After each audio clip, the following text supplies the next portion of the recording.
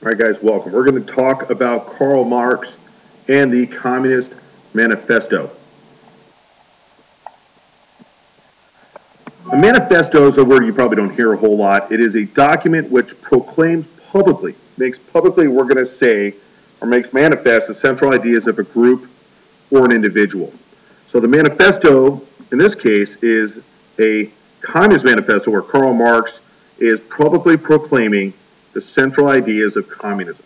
That's all it is. It's a very small book. It's really not even a book. It's a little too short to be called a book, but it had a profound impact on the world. Now look at Karl Marx briefly here. He was born in 1818, right after the Napoleonic Wars. His parents were Jewish. He became a Lutheran when he was only 6, but he was non-religious. Marxism, which is the communist thought around Marx, rejects religion. They basically call it the opiate or the drug of the masses. So even though he was born in Germany with a Jewish/Lutheran background, he was not religious whatsoever. Karl Marx, a quote from him, "Capital is reckless of the health or length of life of the laborer unless under compulsion from society." Capital meaning the factory owners or the wealthy people do not care about the health or length of life of anybody working for them unless they're made to do so from society. That's really the context where Marx is coming from. So he lived an intense life filled with study activity. He lost 3 kids during his life. He was poor, and he died in 1883. He left nothing in terms of material wealth to his family, but he left an ideology, a thought, for good or bad, that would have a huge impact on the world. Now, looking at this manifesto, Marx wrote it with another guy named Engels. Here's Engels. Here's Marx. There's Engels.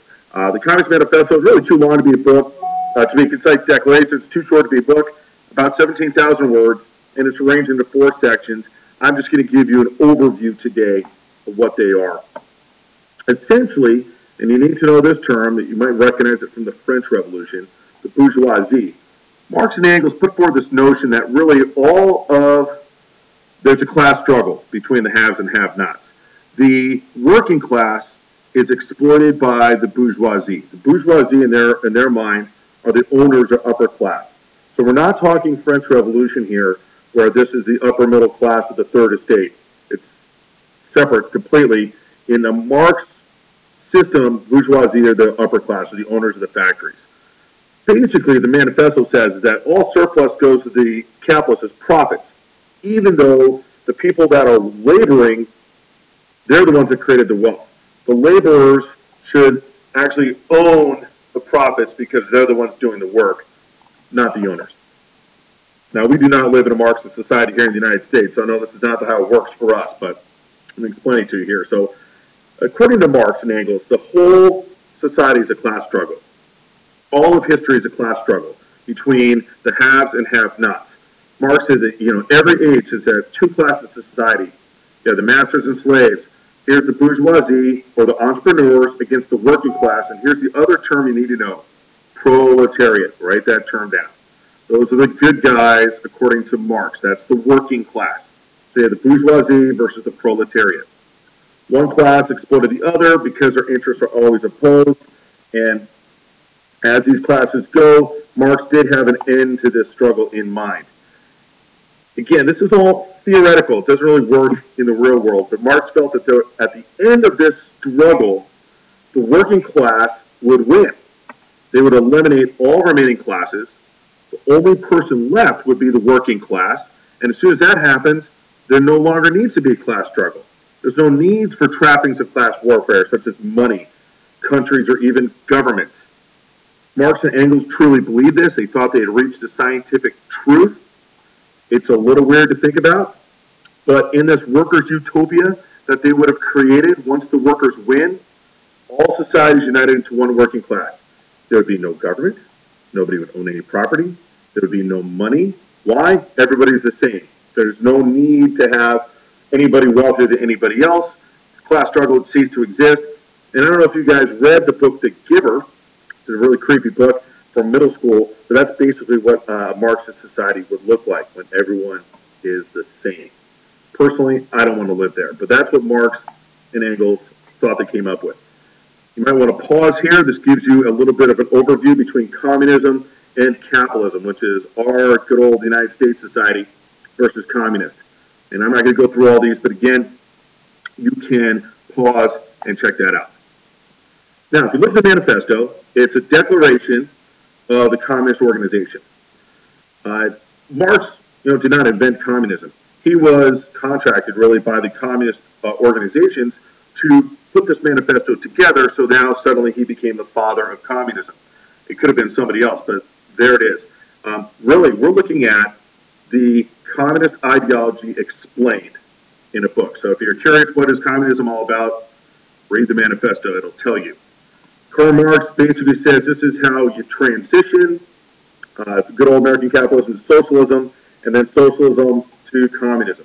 All communism is really extreme socialism. There are plenty of democratic socialist states in the world that aren't communist, but if you keep going way out on the left, this is liberalism, you finally get to communism. So it's been 150 years since this has been published. None of their predictions came true. They really, the trouble is poor Marx and Engels could not imagine a society that we live in today. Marx's big mistake was that he thought that the laborers would ultimately take over the means of production to destroy capitalism. What they didn't realize is that the cost of production would become so inexpensive over time that anybody could be an entrepreneur. Anybody could be a bourgeoisie. And with computers and tools of service industries, anybody could own a company. And there's plenty of instances of students making a good amount of money in a living, creating a company from scratch. And that is really Marx's mistake.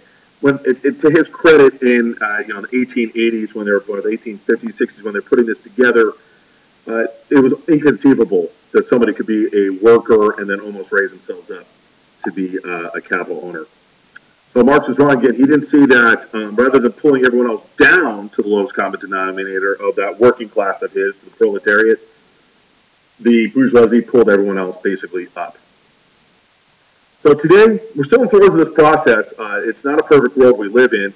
The Communist Manifesto so finds favor. A lot of political groups come in. It's been the foundation of the most prominent economic political movements of the 20th century, which was obviously communism. Again, it's people, anytime you have an unfair society set up, they turn to communism to try to even things out. And if you look at this here, I'll leave you with this. Here are all USSR, Poland, all these communist states that have been destroyed, and we're really left with China, North Korea, and Cuba. So there he is. I hope you have a general understanding of communism and Karl Marx.